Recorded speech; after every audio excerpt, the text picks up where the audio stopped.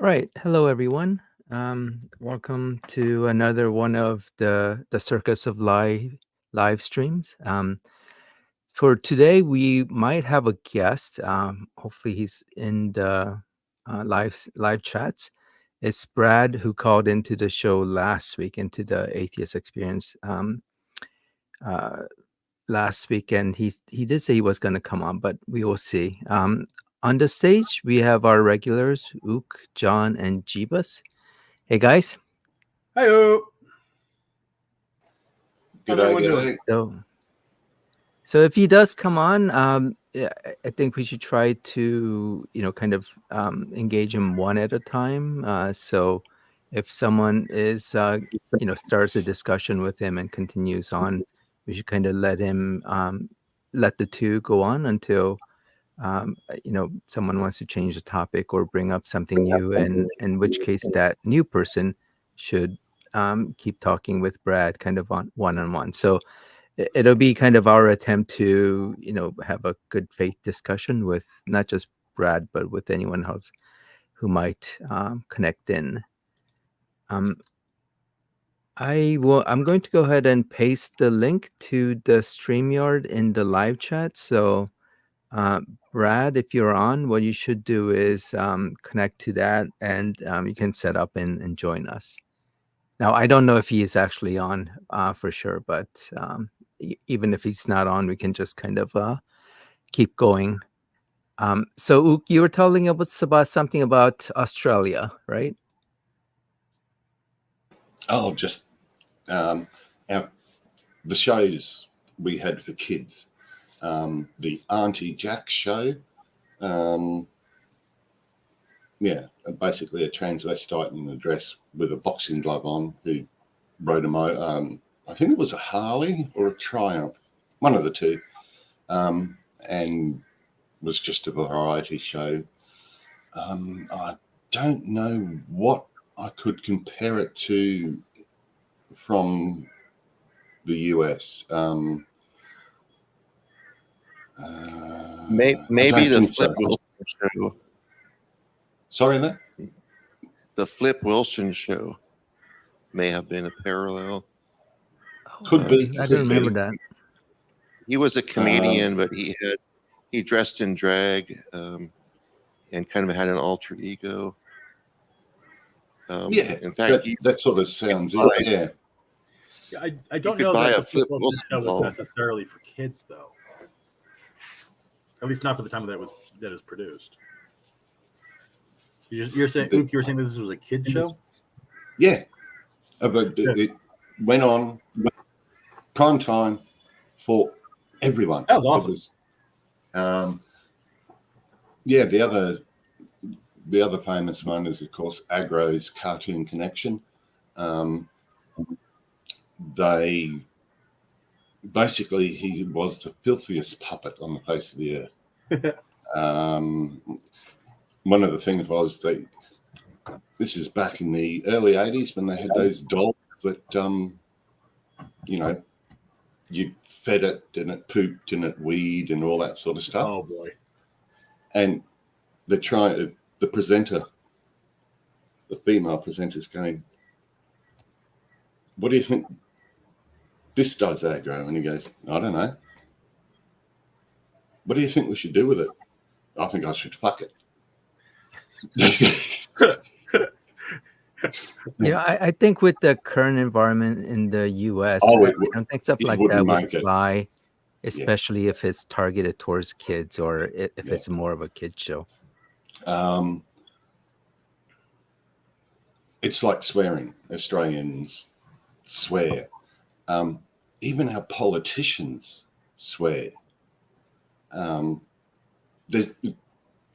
There was a law passed, I think in the 40s, may have even been the 30s, in the Australian Parliament, that the word bloody was not a swear word, because every Australian uses bloody as an adjective. Well, it's like how you guys and I think the British people use the C word. And in the Yes, US, it's that's like not. a bigger word or more offensive. Yeah, You guys, it isn't, right? it isn't. Yeah. It's, yeah, I could call my best mate, g'day, you old cunt, and they wouldn't bat an eye.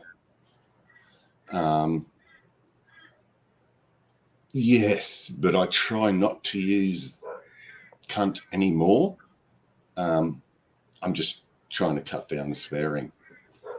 Even to the point, the Mars brothers gave us a list of approved swear words. On it was sod, sodomy, bugger, buggering, bastard, bloody, mongrel, and a few others. Any sort of rhyme or reason as to what was a good swear word and what was a bad swear word? Basically, what was used in everyday speak in Australia. They said So kids are going to... almost the ubiquitous of it demystified it. Yeah. And the thing of kids are going to swear, let's give them rules. And yeah, we could at school, we could use swear words as long as they were on the approved list. And I mean, you imagine 6 and 7 year olds being allowed to say mongrel, bastard, bugger, buggery. So that's why I always use bugger and sod a lot. Yeah, it's just one of those strange things. But if you go back and look at the Auntie Jack show and Agro's Cartoon Connection on YouTube, yeah, you'll understand why Australia's a bit twisted. When the US, on TV, it was very controlled in terms of, the kind of things that people are able to say, or not just for, live shows, but also for, program shows where they were very strict. But I think with now that a lot of video content is online and also with cable and all that, there's less of that issue. Although I think on TV it's still kind of limited in terms of what you can say, but it's a bit old fashioned now. The one thing recently was during COVID with the stay-at-home orders and wear the masks and everything. The I think it was the Victorian Police Commissioner got on telly and basically said, these frigging nutcase tinfoil hat lunatics assholes need to stop. Made it onto primetime telly. Didn't, and no one blinked. It's just, yeah. Another politician during COVID said, just stop being dickheads. Again, no bleep, no nothing. It's, yeah. We have a very casual, anyone who doesn't swear in Australia is looked upon with some suspicion and mistrust because it's not, we consider it normal. I mean, the way I greet my uncle, yeah. Off you go. I mean, it's just words, so. Yeah. The way I greet my uncle since it's about 7. He greets me with "G'day wanker," and I return with "G'day shithead." That's our greeting. Yeah, it's strange, but that's the one thing people from overseas that come to Australia realise is, you people, I knew you swore, but you people really swear. Even wanker doesn't get beeped out on our telly. about the only word that does is cunt.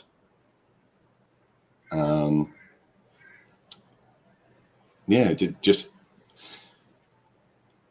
it shows we're just casual and a little bit lackadaisical because we can't be bothered.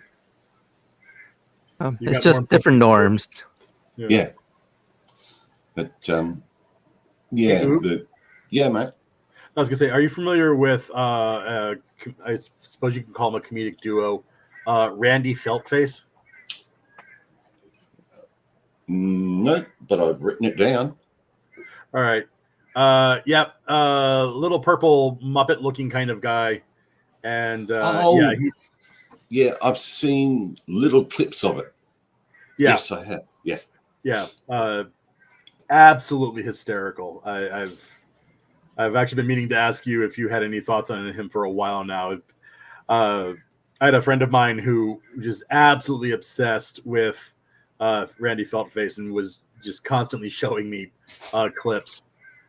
Got a chance to see him live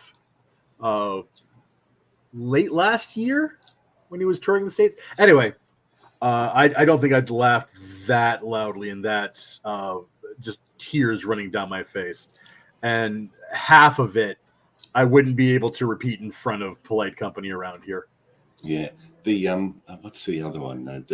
Has anyone heard of Super Wog? Sorry, what? Super Wog. W-A-G. Don't know that one. It's a YouTube channel. If you type in like super Wog, police, it's a that'll make you laugh. Definitely make you laugh. Okay. It's lots of the other thing. Fat Pizza is another Australian show that highlights. What does it highlight? Violence and obscenity, actually. That's about it. At least it's playing the hits. Sorry, missed that. No, I was going to say, at least they're playing the hits. Yeah, it works. I remember what's another one. I remember growing up, and there was this big to-do over NYPD Blue. Like there were just all these pearl clutchers that were just convinced that it was going to be the end of Western civilization because we saw I can't remember his name, but anyway, this old dude's butt on at 10 o'clock at night. It was just the character's name is Sipowicz. Yes. Thank you. You know what I'm talking about. Yeah, I used to watch it. It's kind of interesting. Well, I mean, it's also because it was on TV, and I think it was the first time that a male's backside was shown. Yeah, or nude which backside. I mean that just goes to the weird double standard that we have about the human body and male human body and female human body, and I mean, you guys can't even you don't let people get their tits out on the beach, do you? not on public beaches.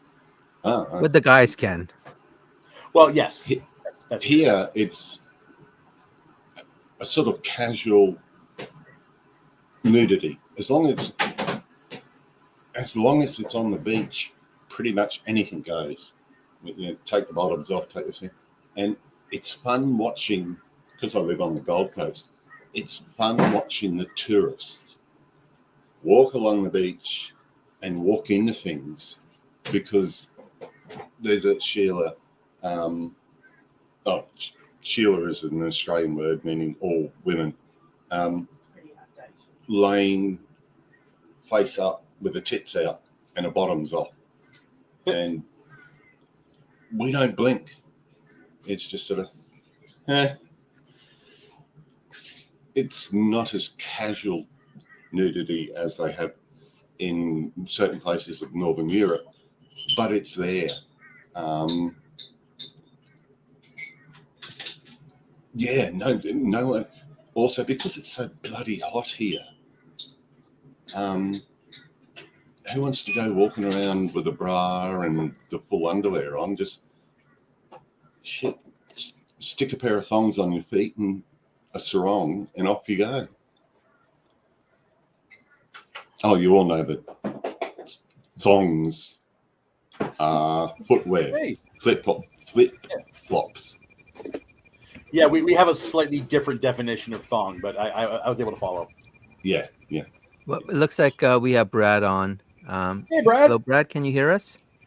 Hey, Brad. what's up? What's up, guys? Hello. Hey, thanks for getting on. Welcome. We were just talking about nudity in Australia, so I don't know if you had anything to contribute to that. Only the most serious no topics are opinion. ever brought up here. Yeah. Yeah. So no opinion for at the moment. those people who are not aware, so Brad had called into the Atheist Experience last week, and in the comments, going back and forth, he sounded like he was looking to have some conversation with on some of these atheist topics. So I invited him on, and unlike many of the other commenters on the Atheist Experience, he was actually not afraid to engage with people. However, that may be because he's not really a theist or a Christian, and since most of the cowards on the comment section tend to be Christians. So, Brad, why don't you tell us a little bit about yourself? Obviously, don't say anything that would reveal or dox you, but can you tell us a little bit about what your beliefs are or what your views are? Yeah. Is the audio okay? Can you hear me? Yeah, it's okay. It seems a little bit. I mean, you definitely have better A audio little when bit you call loud. in, but it's fine. Go ahead. Okay. Yeah. I thought it was interesting, the comments back and forth.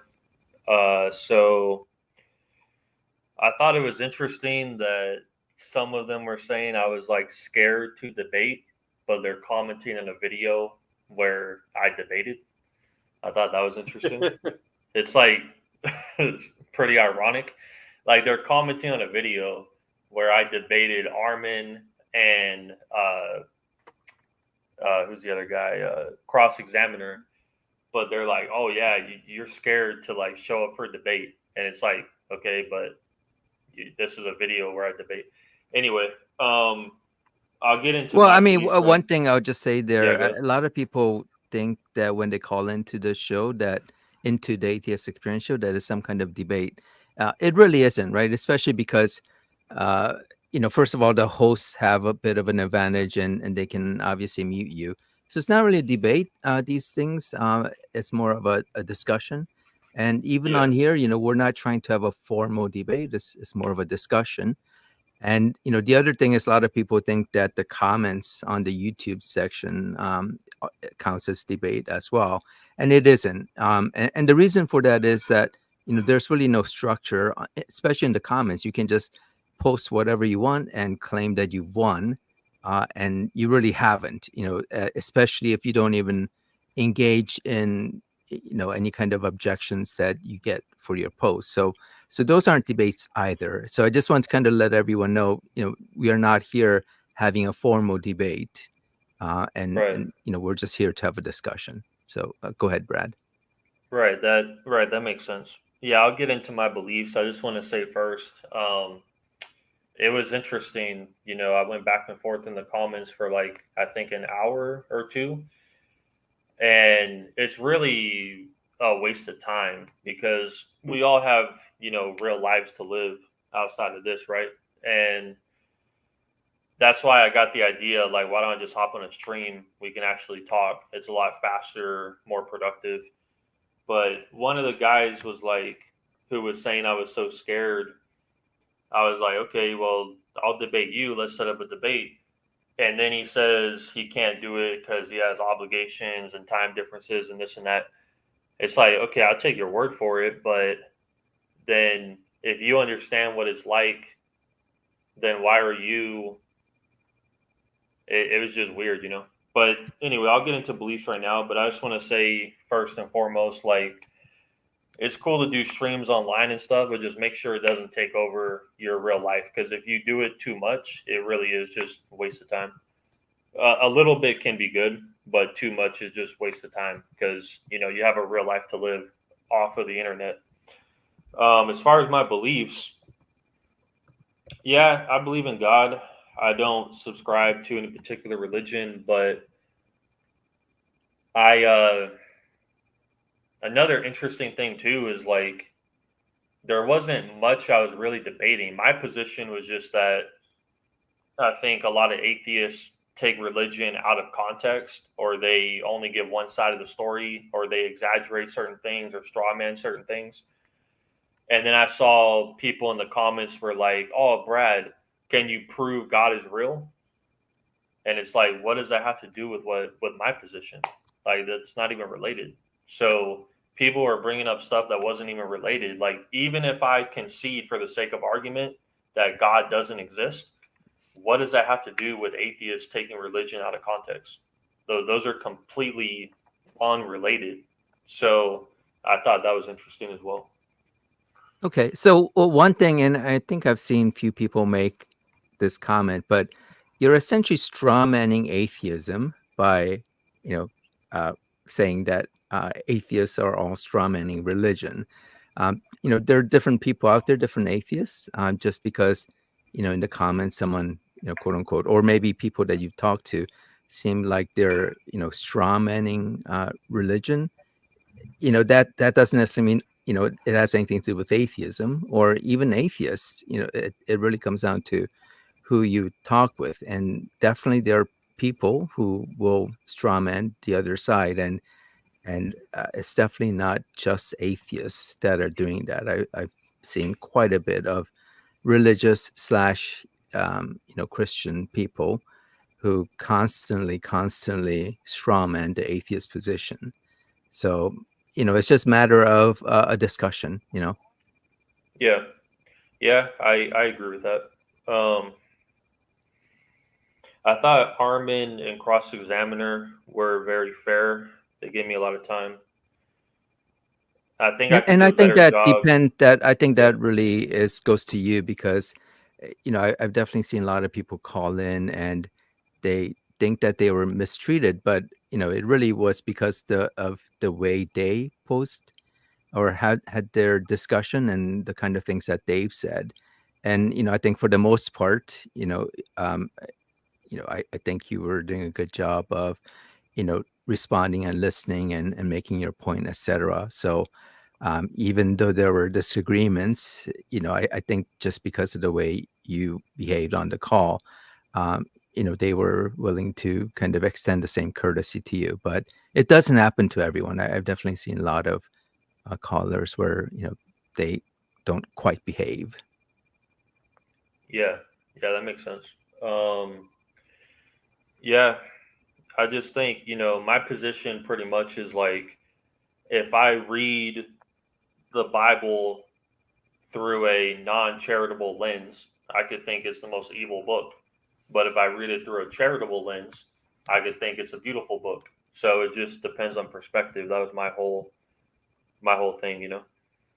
Yeah, I get the point, but ultimately, there are a lot of things that are out there, not just the Bible, but other religious texts, where if you want to just take it from the lens of, hey, this is interesting literature, that's fine. But the issue and the reason why a lot of atheists object to theism is that a lot of people use their religious beliefs as a justification for the kind of things that they want. Not just that they personally believe, but using those beliefs to take action that affects other people.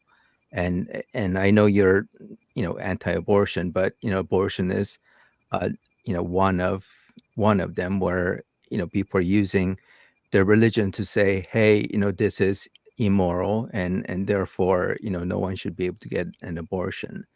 And that affects people, not just religious people, but non-religious people as well. Yeah, So it always cuts both ways, is what I was trying to say. So I think, just speaking in general, not saying for everyone, but a lot of, you know, atheists that are secular liberals, like your argument you just made, it makes sense from your perspective, right? So, like from a secular liberal perspective, it's like these religious people are trying to take away a woman's right to decide what to do with her pregnancy, right? But then from a religious person's perspective, the secular liberals are trying to take away the baby's right to live. So I can still man both positions, but I see a lot of the time when a lot of secular liberals will straw man, they'll say, well, the religious, they just want to make abortion illegal because they hate women, they're misogynists, etc. And that's not the case for a lot of them. You know, for a lot of them, they're just trying to protect babies from their perspective. So, does that Wait, make so, sense? but do you get my point that it's not really just about the other person having a different view, but the other person saying that their view is objectively correct because it comes from God. That's really the issue. You know, they're saying that, hey, it doesn't matter what the argument is.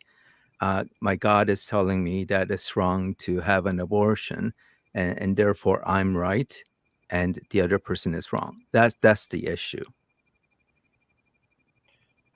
Well, would you agree that both sides think that they're objectively correct because they're both trying to get laws passed for their position, right? Well, so I think for the pro-choice people, a lot of them, not everyone, but you know what they're saying is that, well, we have you know, scientific understanding of how life works.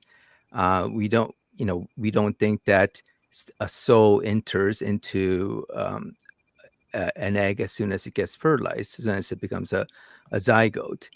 We think that life sentience of a human being doesn't occur until much later, when you know the brain is developed, and this is usually in the third trimester. So you know, it's based on kind of our understanding of how biology works. You know, so there, you know, if we were to provide studies and evidence, there are such things. Whereas on the religious side, to say that, hey, life begins at conception, there's really nothing to back that up. Right. I mean, I would say there is, but I think that could get into a side debate. But I just Well, want to stick what on the is it then? topic. I mean, so when you Well, say you there think has there is, been what is it? well, there has been evidence to show that right at conception, there's a unique genetic code um, that shows that determines like how like height, hair color, eye color, etc. But I want to stick. You know, we can get into that, but I want to stick. Well, but you're saying that just because when a zygote is formed, you have a unique set of, you know, genetic code, that it somehow means something. But the whole point is that in terms of life, life is more than just a DNA code. So if you have a vial of, you know, purified DNA, that's not life. You know, it's about the whole organism. Like I said, you know, like, you know, having a whole nervous system, having actually being able to function, being able to live outside of the womb. You know, those are kind of the criteria that we use, or that different people use. And having a criteria that says, hey, we got a unique DNA, and therefore we can't, you know, abort or terminate the pregnancy. That doesn't follow. It's a non sequitur. So, would we both agree that there is a unique genetic code at conception? Yeah. Would we, Yes. right. So then, By the way, you get a unique code. Like when you sit out on the sun and you get a DNA, you know, some damage. Now you actually got a unique code, a different code than what you had maybe an hour before. So what? Can I ask a Yeah, go quick ahead. question? What's a secularist liberal? To Brad, I don't know. I'm Australian, so is that an American term or? Yeah, so it would be somebody that is non-religious. That would be the secular part. And then liberal, just in the sense that they're just liberal, like have liberal ideology. But So that's you your just put them concern, right? together, The secular liberal liberal. part, not the secular part. Because you could have a non-secular liberal person. And you can have a secular religious person. How would you have a secular religion? You mean secular in terms of what they want the law to be? Yeah, they Yeah. might be they might believe in gods or gods, a god, but their worldview, I hate using that word, is Why do you ruled hate that? by because it's usually used by theists as a dog whistle. Atheist worldview and all that. There's not really a worldview. Everyone has different worldviews. Okay. Yeah, you can have a belief in a god, but you live your life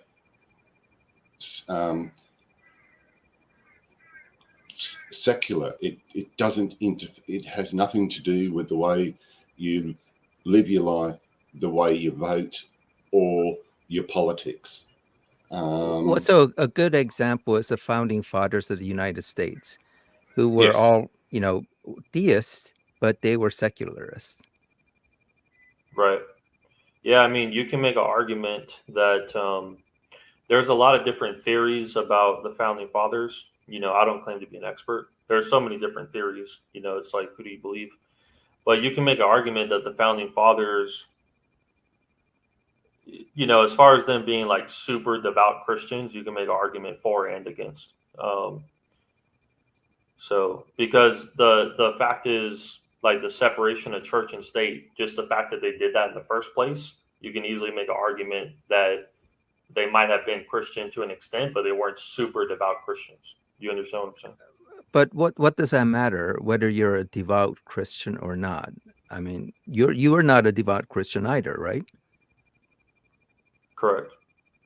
No, but he was just Yes. saying that you can be, Christian, and it still doesn't like affect. Or what did you say, John? You said you could be religious, but it doesn't affect your life. I want to make sure I'm not like strawmanning you. It was who Quoting you. talking. Yes. Yeah. Right. I know. So that's the thing. Like,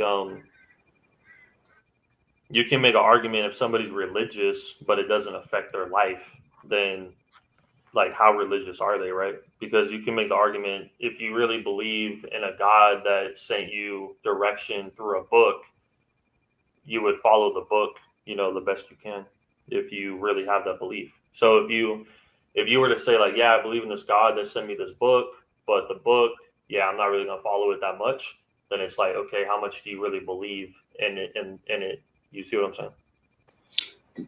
I do, but it sort of slips into the no true Scotsman area in that respect. Like, all my schooling was done at private Catholic schools. I even had a personal tutor that was sent out from the Vatican just for me alone. I know a lot of Catholic clergy that the only time religion is brought up is when they do their devotions, when they go to mass, when they have their evening prayers. The rest of the time, it has religion plays sod all in their life. everything's secular. The science they taught was secular. There was, it's sort of, there's no, you can't really say Christian and you can't really say they aren't a real Christian. Anyone who says they believe in Jesus Christ, I take them at their word and say they're a Christian.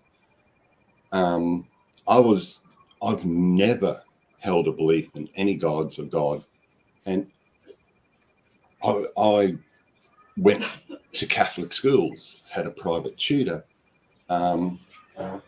just because, you know, my second cousin happened to be the Pope at the time and ordered it, was a bonus. So I got a really good education.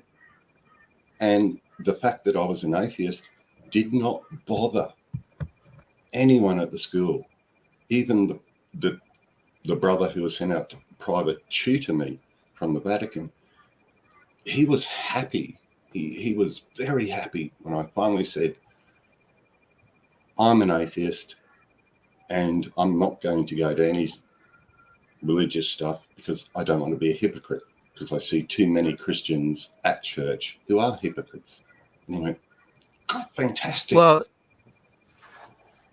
I mean, there are Catholic people, Catholic politicians who are fine with, you know, having or voting for the right for women to have an abortion. So they're still religious, and, you know, they can hold their own personal religious beliefs. They just don't feel that from a policy point of view that religion has to come into play.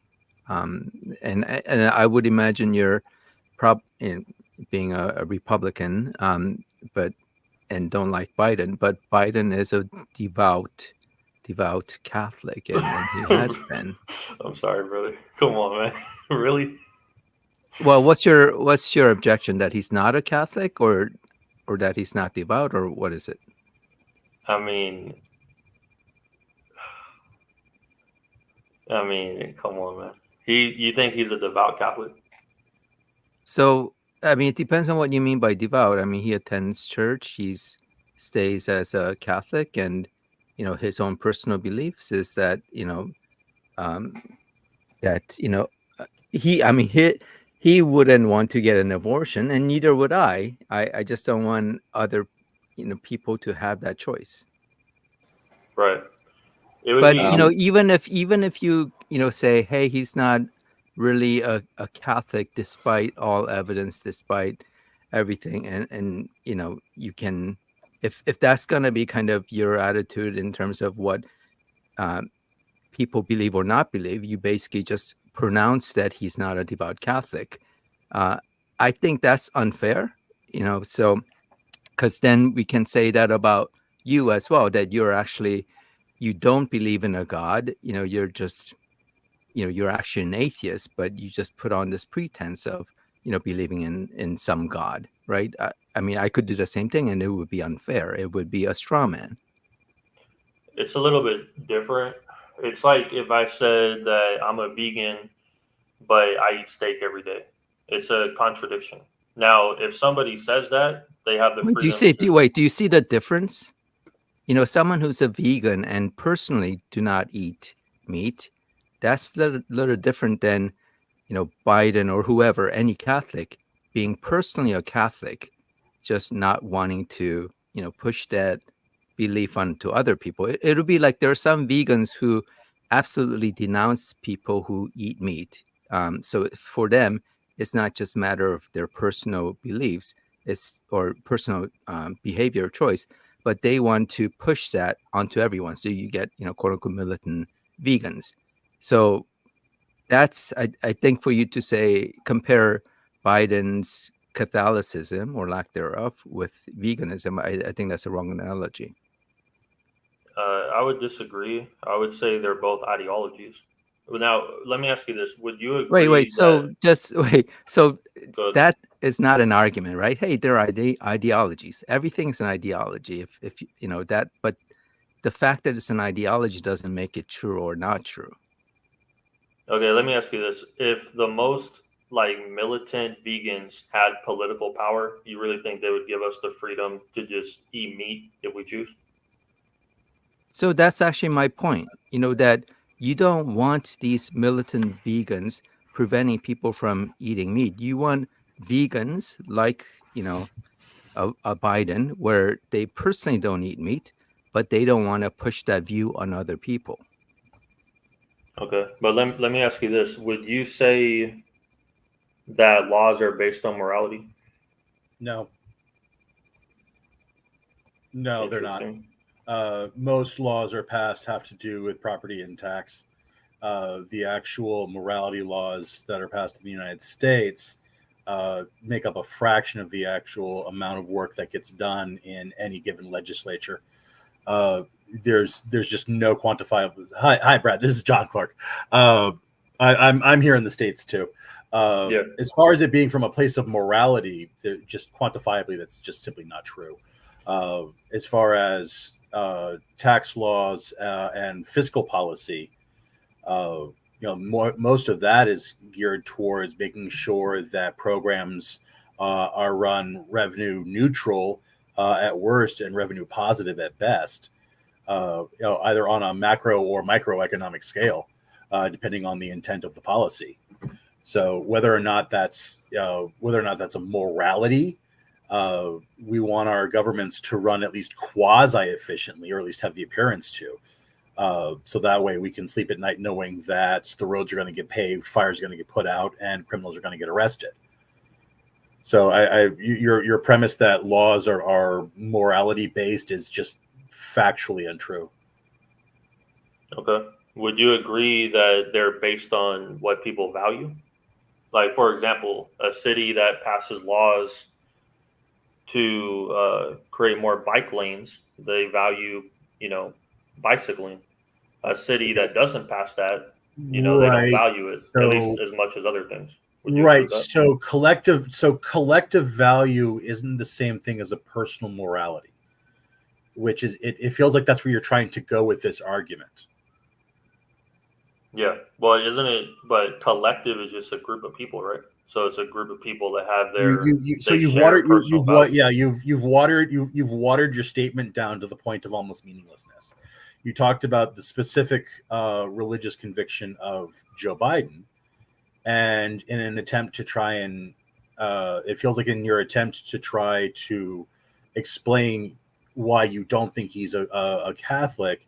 Now we've watered the language down so much that collective values in order to be able to function as a society is what we're talking about now. Do you see how it's so generic that you no longer have an ideological foothold into your original statement, which was that Biden isn't a Catholic? Okay, let me put it to you this way, right? So let's go back to the vegan example. No, why don't we go back to the Catholic? We can go right back to the Catholic. We could go to the Catholic. We could go to the Catholic. That's fine. So, who are you to say that Biden isn't a good Catholic? Because if somebody's claiming to be Catholic, but then they're supporting values that go against Catholicism, then at the very least you can say that they're not a very strong Catholic. Would you agree with that? No, because again, here's what we're talking about. I have quite a few friends that are Sunni Muslim, and so they pray 5 times a day. It is a part of their culture. It is a part of their religious practice. If they were to get into political office, should they be allowed to pass a law that mandates I pray 5 times a day? Should they be able to pass a law that says you, Brad, must pray 5 times a day? And let me just add, Brad. Let me just add, no. and if they don't do that, are they a bad Sunni? Well, this is where it gets a little bit So yeah, Brad, here's the it's thing. kind of Here's the it thing, really right? is a yes or no question. It really is a yes or no. No, question. it's not. You can't frame Are they questions. are they a bad Sunni if they don't try to pass a law that mandates that you pray 5 times a day? Are they a bad Sunni? Let me ask you this: according to me or according to Prophet Muhammad? No, you can answer both. No. Wait. Just, I mean, the question is because you said that because Biden But doesn't push you for. guys are trying to basically say if you're religious but you don't do what your book says and what your prophets say, then are you still religious? This doesn't make. And you're trying to ask a yes or no question and just say, oh, it's yes or no, but I can't give explanation. It's ridiculous. Well, No, first go ahead and give the explanation, but Because first give the answer. my explanation is okay. No, what's the answer first, and then the The explanation for your answer. say the question one more time, please. Sure. Are my friends, if they get into political power, are they bad Sunni Muslims if they do not try to pass a law that mandates that you pray 5 times a day? Are they a bad Sunni Muslim? No. So then you accept that it's possible for a religious political figure to back policies that they might personally disagree with, but for the public good, or because of the way that the Constitution is written, they can't enforce.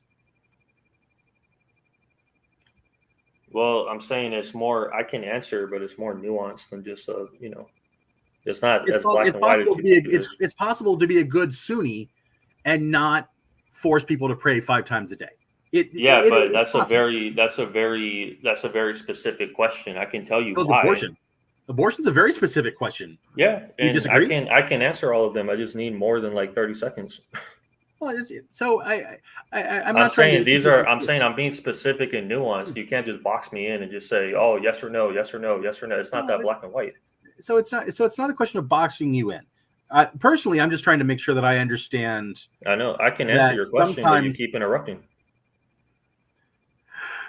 Brad, I've been trying to answer your question, bro. Okay, for like so 5 times. go ahead. Go ahead. Okay. Answer the question. Okay. Is it okay if I answer the question based on the teachings of the Prophet Muhammad? Just go ahead and make your point. Okay. So you asked me specifically if Muslims have political power and they didn't force non-Muslims to pray 5 times a day, is that acceptable in Islam? That was the question, correct? No, that wasn't the question. It isn't about whether it's acceptable to Islam or not.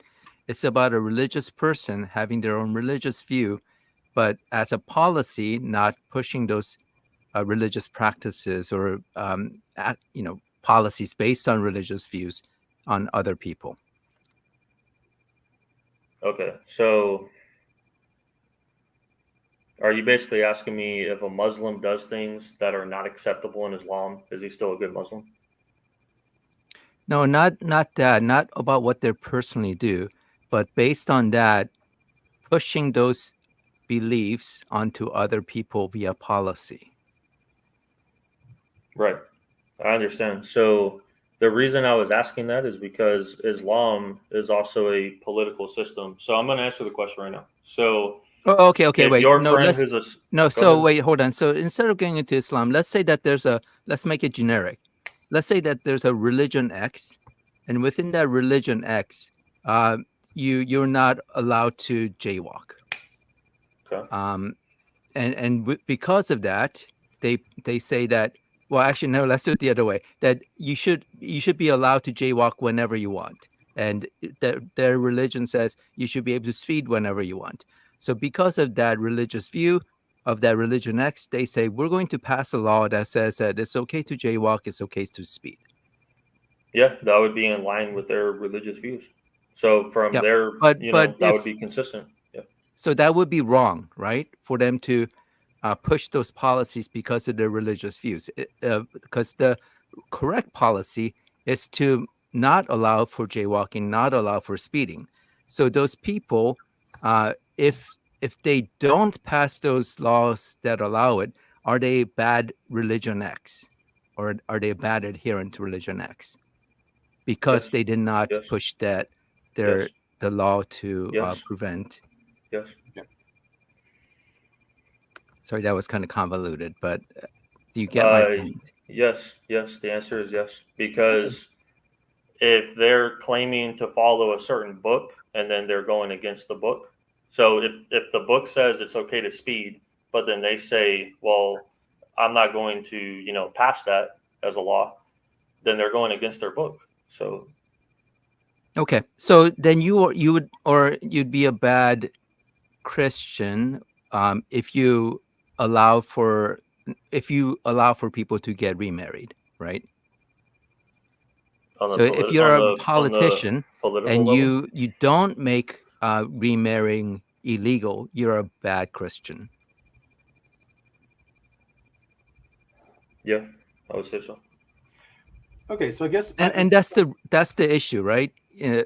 This against this. But I'm saying, divide I between- think you guys, I think something. Sorry, I don't mean to cut you off, but something clear to understand about my position is that me as a non-Christian, I have no problem with people getting remarried. I have no problem with fornication, with getting drunk. I'm just saying, from the Christian worldview, those things go against God. So the most devout Christian would be consistent with what the Bible teaches. I guess. Hold on, just last thing. So you're making an argument that we shouldn't ever have any religious people in politics. No, I didn't make that argument. What are you talking about? So no, but that's what it comes down to. Yeah, how can you be a religious person in politics? I mean, that's how can you be a religious person in politics? Yeah, because I mean, what you're saying is that anytime that they don't advance their religious perspective, then they're being contrary to that religious perspective.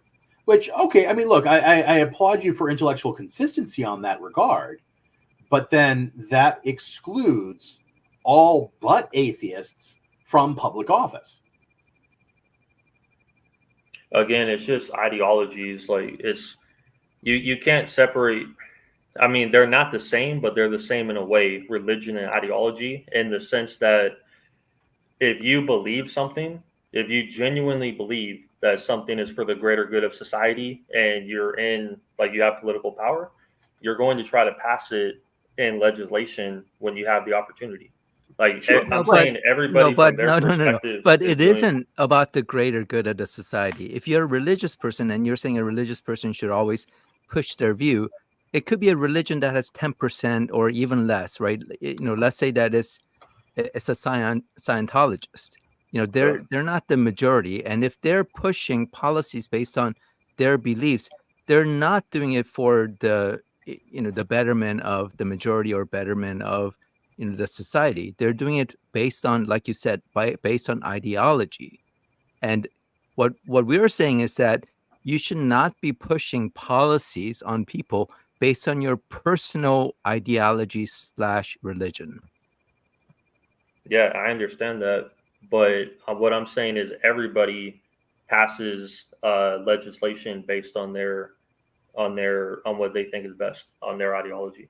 What I'm saying is secular liberals are no different than the religious people. The religious people are trying to pass what they think is best, and the secular liberals are trying to pass what they think is best. So from everyone's perspective, they're trying to pass what they think is best. Like, you bring up Scientology. Let me just say this real quick. You bring up Scientology, it's a really good example. I'm not a Scientologist. I think that stuff's complete nonsense. But if there was a Scientologist politician that was trying to pass laws based on Scientology, that would make perfect sense.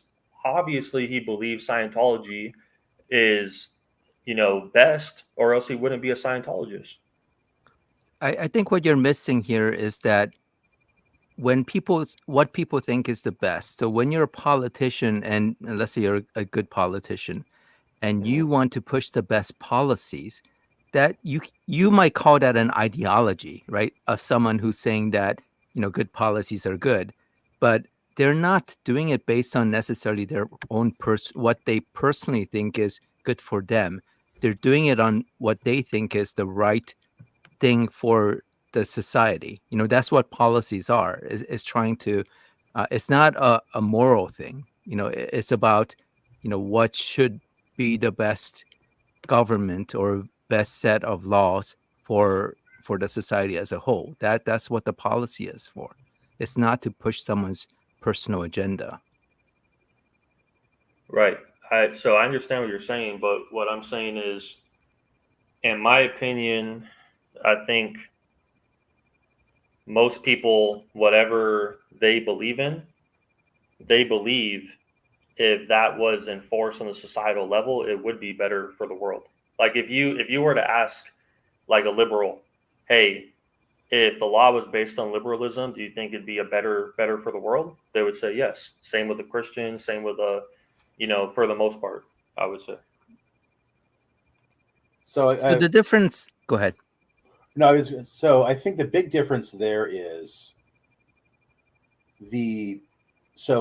I'm not entirely sure I know what you mean by liberalism. So I'm just going to speak to my own personal experience of the world, which is that yes, you want so those that have a progressive or a liberal background and a foundation in their thinking, or worldview, again, whatever that even means. It's who else gets to be a part of the conversation. So the big difference there is if a Scientologist is backing up policies for Scientology, you yourself said it. They think Scientology is best, so they're going to increase the volume on Scientology viewpoints while decreasing the volume on all other theologies. Whereas from a liberal point of view, it's allowing multiple voices from multiple viewpoints to have a say in the conversation, so that all of the collective has had a chance to be heard and move the policy forward. See, a lot of politics is not just about what you specifically believe, but it's how do I get this done? It's the art of the possible. And so a lot of compromises end up getting made. And for those that don't compromise, they end up being the point of scorn and ridicule on either side of the ideological spectrum. But right. Are you? It seems like it feels like what you're saying, Brad, is that there's no such thing as good compromise for getting policy crafted. No, that's not what I'm saying. Can you put that comment up one more time? I want to address the comment first and then address John, if that's okay. Yeah. So this is like an example of what I'm talking about with this comment. So he's advocating for not allowing any religious person to hold office. Okay, yeah, from an atheist point of view, this is what I'm talking about with seeing both sides, okay? Sure, from an atheist point of view, they wouldn't want a religious person to hold office who wants to make laws based on their religion. But the same goes in reverse. Religious people don't want atheists making laws that are not based on religion. So, like this is why there are states in the U.S. where you can't even run if you're an atheist.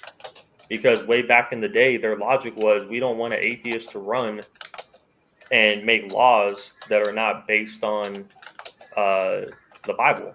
So, or at least a belief in God. So I just want to address that. And then with what John said, of course, there's compromise all the time in America because our system, we have a lot of people with different backgrounds, different beliefs, and we have checks and balances, we have votes. So there's compromise all the time. But for example, with vegans, with certain kind, not all, but let's say vegans that are like really devout, like they really believe veganism is what the world needs. In our system, if they can make a compromise to say, okay, well, yeah, you can still eat meat, but only on Friday. If that's the best they can get for now, then that's what they're going to do. But the minute they have the chance to just completely ban meat altogether, some of them will do it. So that's what I mean by every ideology, every philosophy if they're really bought into it, they think it's the best, they're going to advance their interests whenever they have an opportunity. Like, Wait, it's so just that's like, different though, right? That's yeah, different go. than you're basically saying that people are going to want things that they believe.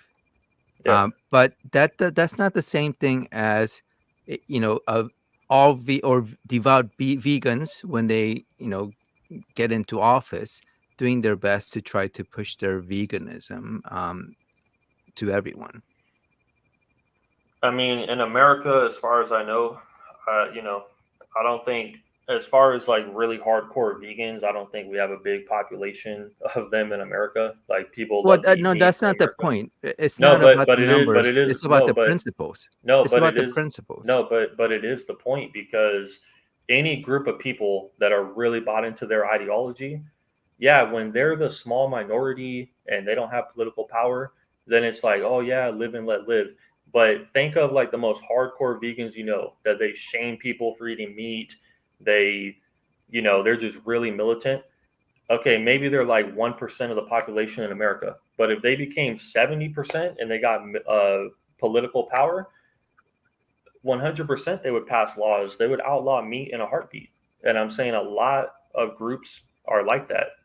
Do you see what I'm saying? Even if you ultimately disagree, what do you're you see what referring. I'm No, saying? no, I get your point, and I agree with you on that. So the question then is, should we, and going back to the comment that was put up, that Jason had put up, so then we should not be electing any vegans who are really vegans, and we should not be electing any Muslims who are really Muslims, and we should not be electing Christians who are really Christians, right? Because there are a lot of people who would be very much against not being able to remarry. Right. So I see what you're saying. I do want to make a clear difference. Like, there is vegans, and apply this to any other group. There is vegans that say, I just don't eat meat for myself, but everyone else, you could do whatever you want. And then there's vegans that say, like, if I could stop you from eating meat, I would do that, right? And Wait, so the first group, the first group you said were they're vegans just for themselves. Are they real vegans, or are they kind of fake vegans? no, they're real vegans, and I'll tell you So that I'll Biden tell is a real I Catholic. know no, I know where you're Biden going is a with real this. Catholic. No, because I can explain the difference. They're real vegans because the definition of vegan is just that you don't eat meat. But I'm saying some vegans will, not try to push it on others. Some would. Okay, the reason religion is different. If you're vegan, that's a personal choice you have. If you're religious, you believe that the one true God sent this book. This book has, the words of God. So then to say that I'm religious and I believe this book was sent by God and it's perfect morality, but then I'm going to go against the book, that's a contradiction. How's that make any sense? Why do you think people are vegans? What do you know what their belief is? I know, usually for moral reasons or health reasons or both. Yeah, so a lot of them are saying that eating meat causes undue suffering on animals who they think are, and some of them are right, that that this is a lot of them are intelligent, like pigs and all that. So they're saying that no meat should be eaten so that we don't mistreat animals.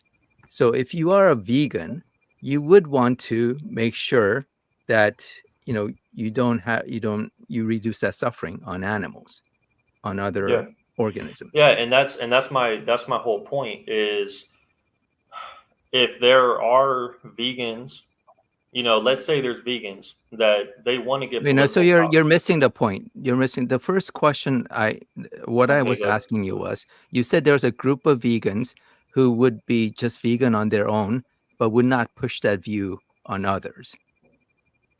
Correct. You said those are real vegans, right? Yeah. So Biden is a real Catholic. No. Or are you saying that you're only a real Catholic if you try to make sure that everybody is a real Catholic along with you? No, no. So then I'm confused because you seem to be arguing both. What I'm saying is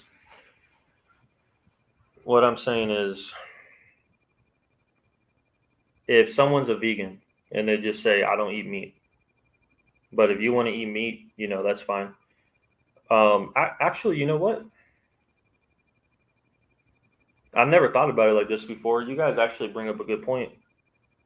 The vegans that are more like, hey, you need to stop eating meat, like you shouldn't do that.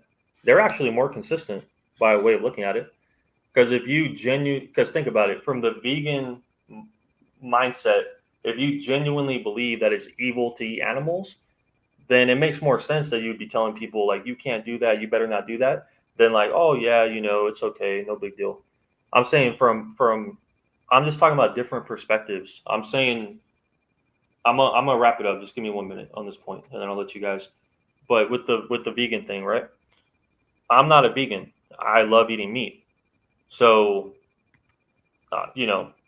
obviously, if they're trying to outlaw meat, I'm gonna fight against that. But in a way of looking at it, I don't blame them for doing that. I disagree with them, but I don't blame them for doing that necessarily because they're being consistent to their belief. I just disagree with their belief. Does that make sense? So are you still saying that that first group, the vegans who don't push their views on others, are they still vegans or not? Yeah, they're vegan. Okay, so Biden is a Catholic.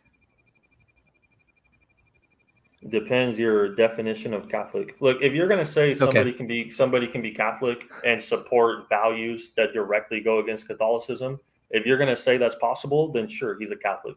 But yeah, just like you said, the vegan, the vegan who don't push their views on others. If you're saying that they can be vegans, then Biden can be a Catholic. But let's Ook had a question on abortion. Go ahead, Ook. Good. Hey, by the way, I want to say I'm enjoying this talk. Like I know friendly debate can always get a little heated, but it's like I like you guys. I'm enjoying this. I appreciate it too. Brad, personally, I think you're probably the best theist we've had on Q's had on his show so far. Oh, thank you. Yeah, you're a lot. You are way more conversational and way more open to exchange than every single other person I've ever dealt with. Yeah, I just got a question on abortion. And it's just something that the only reason I'm asking it, I did it over 30 odd years ago. And the question is, would you support the following to reduce the number of accidental pregnancies and abortions? If males were encouraged to have a vasectomy early in life, place their sperm in banks at a low cost or government subsidy, would you support that? That's a really good question, man. Fuck.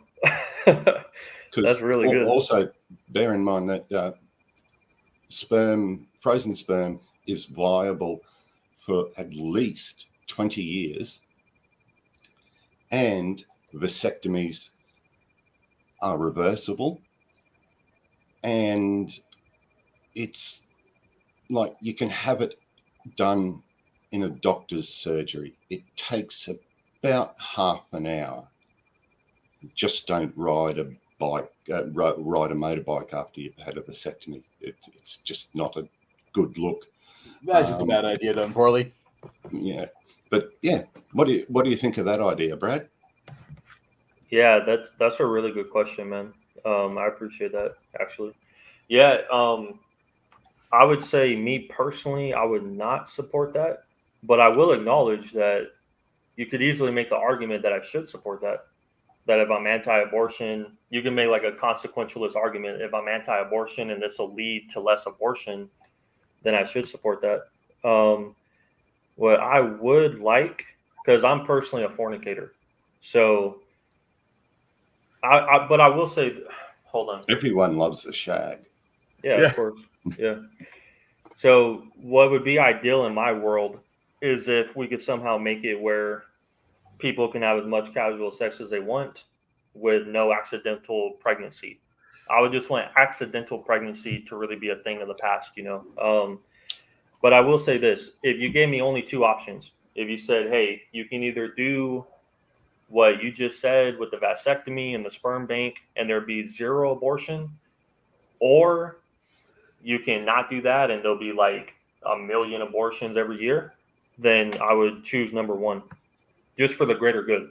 Even if I don't necessarily like, I would have to choose number one for the outcome, even if I don't necessarily like, the means to the end, if that makes sense.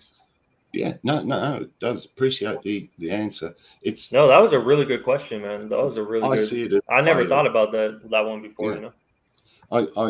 I see it as that working in conjunction with better sex education at school.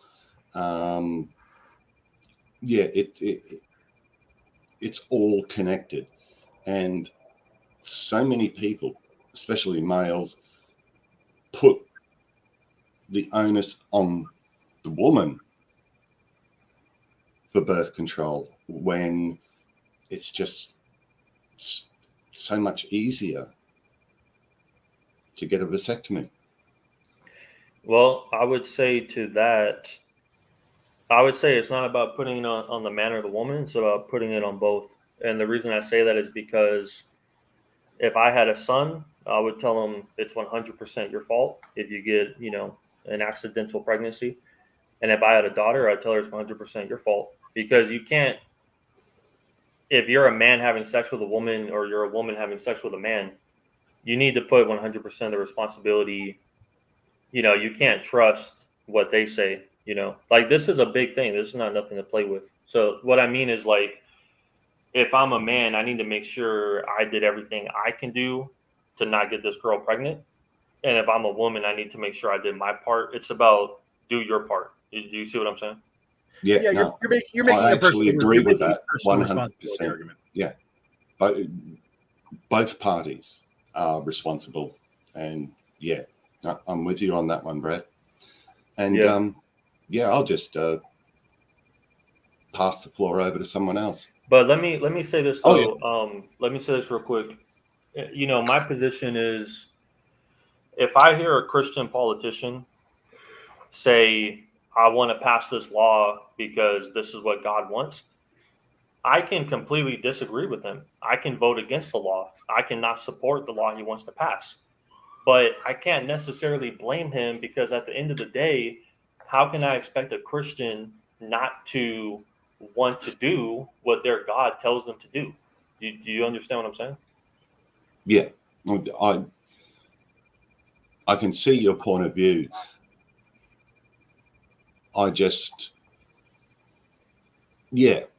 No, you have a valid point of view. It's just that mine is different. And Well, I think the other arguing over aspect is semantics. not Yeah, off you go. everyone who's religious are fanatic about their religion. So you can have people who are personally very religious, but who think that as a policy that it should be a secular policy, that we should not have a theocracy. Well, And I think I don't mean to cut, but let me say this real quick. Is the guy still on here? I can't see any of your names for some reason, but is the guy still on here who asked the question about his Sunni Muslim friend? Yeah. Hi, John. How's it going? Okay. How's it going? So Pretty well. I will say this. It is very different in Christianity versus Islam. And I'm not trying to offend anybody. Like, I love Christians, I love Muslims, I love atheists. Like, there's a lot of good people, you know what I mean? But I'm just talking about the A lot of good people on ideology. both sides. Yeah. But but I'm just talking about the ideology itself, right? So in Christianity, it's more of a gray area. You can argue both sides when it comes to political systems, because you'll have Christian nationalists that debate Christians that don't want Christian nationalism, and they're both using the Bible to make their points. And these are really interesting debates because the Bible is there's more gray area, because there's parts where Jesus says, "My kingdom is not of this world." And that's where some Christians say, we don't need Christian nationalism, we don't need theocracy, because Jesus made it clear his kingdom is not of this world. And it's important to note, even the Christians that say that, they're not necessarily doing that to appease atheists. They're doing that because they believe that's them following Jesus. Yeah. So by the same token, if Jesus did tell them to set up a theocracy, then those same people would probably do that. So there's more debate there. But in Islam, there's really not, because Prophet Muhammad said Sharia law needs to be forced on the entire world. That's just a fact. Now, obviously, I'm not Muslim. I don't want Sharia law forced on the entire world. But I'm just making the point. If you read the religious text of Islam, there's really not any gray area. It's like Prophet Muhammad is telling the Muslims, you need to enforce Sharia.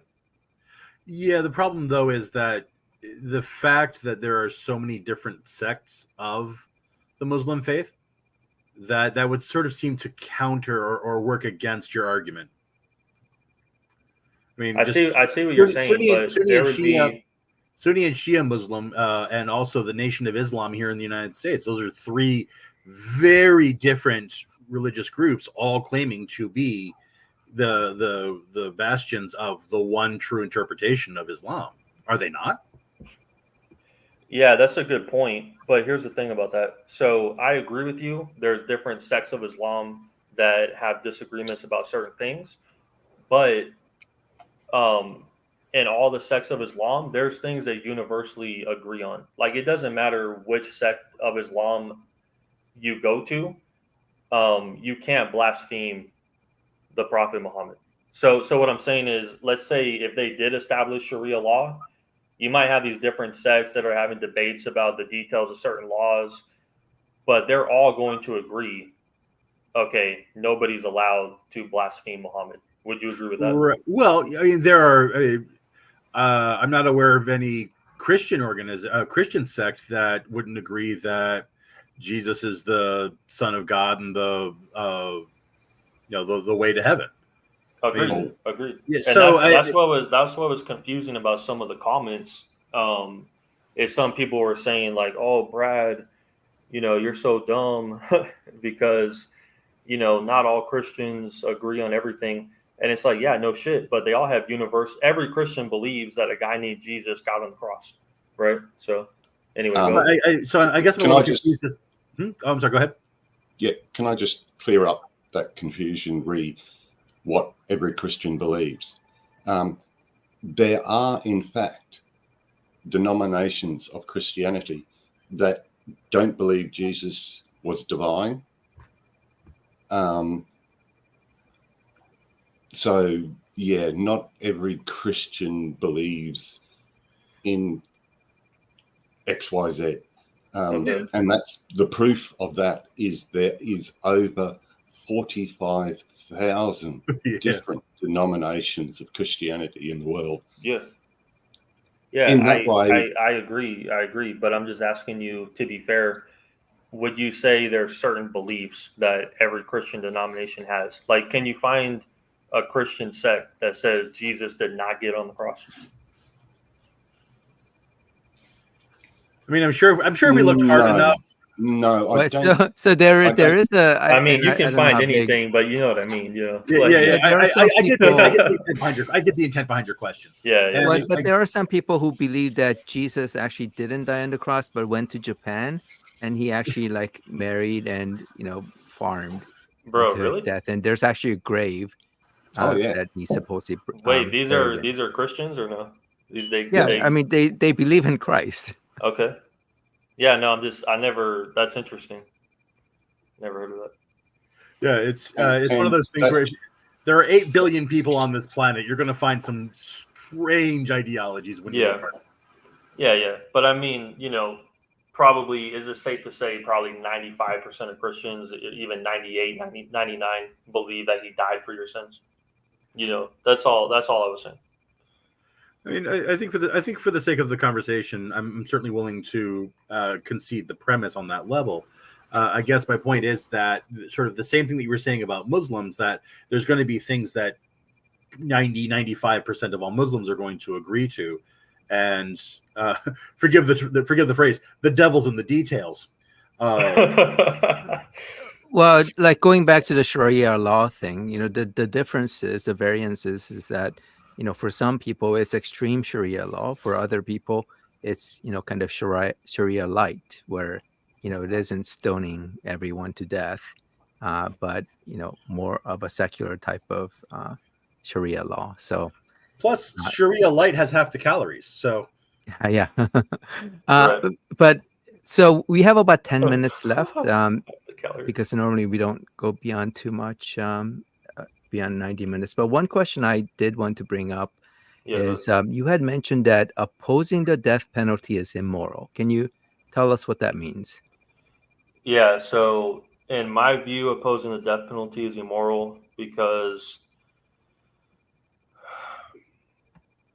trying to think how to, in my view, it's like, as a society, we agree that there's certain things we have zero tolerance for, and if you do them, you forfeit your right to live.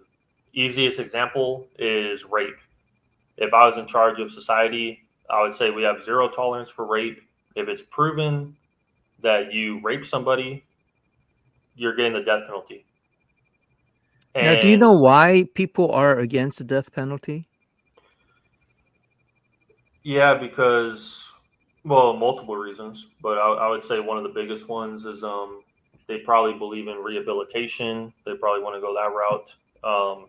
I believe in rehabilitation as well. Do you think anyone's been put to death that did not actually commit that crime? yeah, what happens when you get it wrong, Brad? Well, you need to have a high bar of evidence. It's not anything to be taken lightly. Obviously, it's an irreversible decision. Right. See, I get really nervous when we start talking about giving the power to the state to do irreversible things. You're advocating that we kill the people who kill people so that we can show that killing people is wrong. Yeah. Yeah, and that makes perfect sense. You haven't caught me in a contradiction. Can I respond? So it's okay for the state to kill, but I can't kill. Yes. Can I respond? Can I explain why? I'm listening. Okay.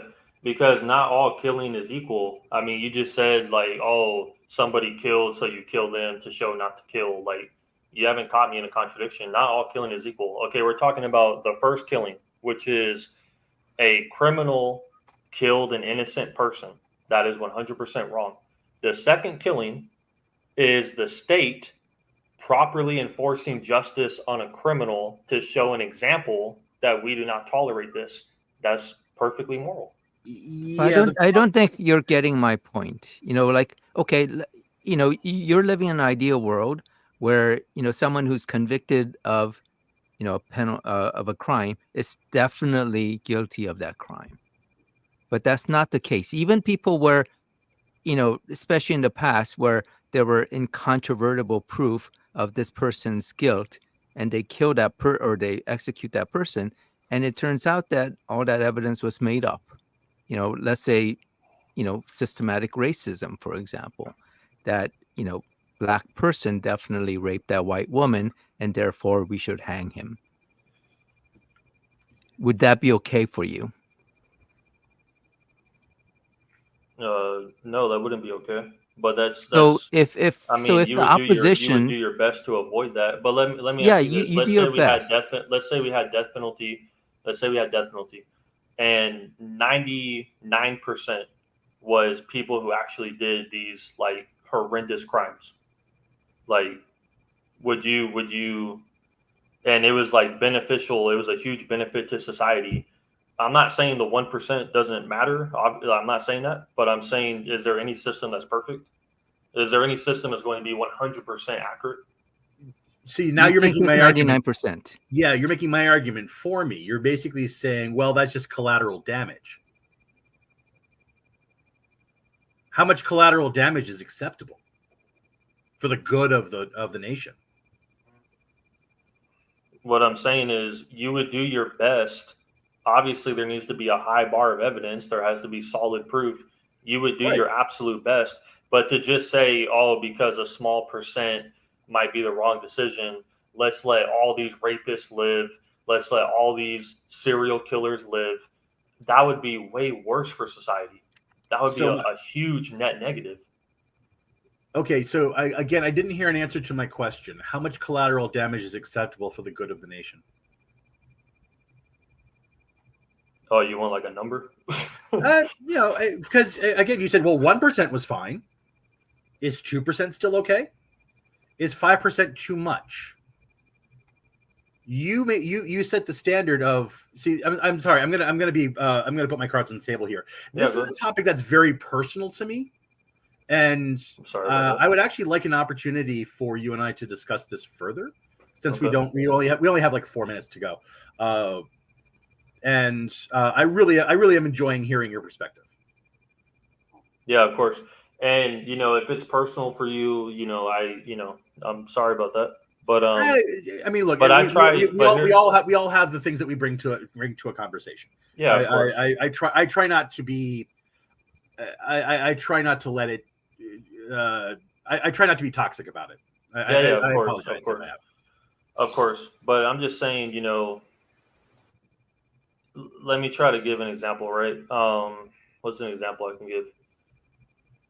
See, me personally, I believe, like, in an ideal society, if somebody's selling hard drugs, they should get death penalty. Let's say somebody sells fentanyl, right? They should get death penalty.